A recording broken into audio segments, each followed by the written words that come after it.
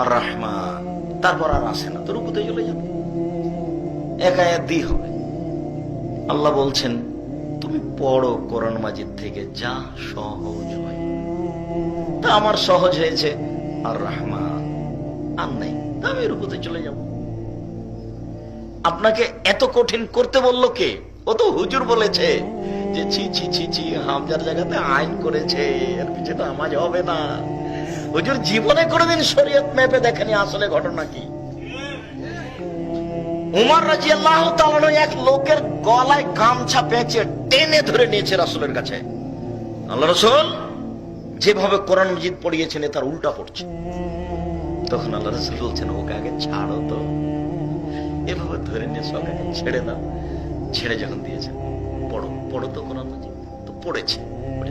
উমর তুমি পড়ো তো, উমর পড়লেন রাদিয়াল্লাহু তাআলা।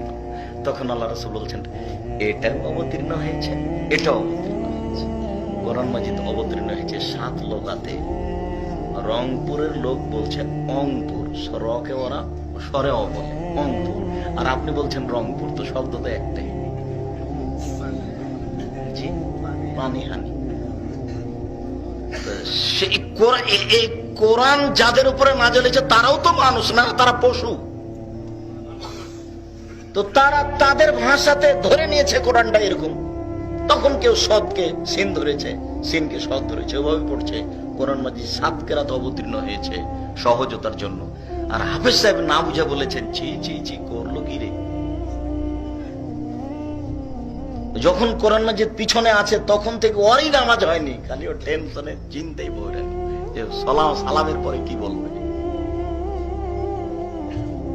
খুব ব্যস্ততার মধ্যে সালাত কেটেছে, সময় কেটেছে, সালাতই হয়নি তার। ও বলছে হয়নি এর। অত রাগ করলে হয়?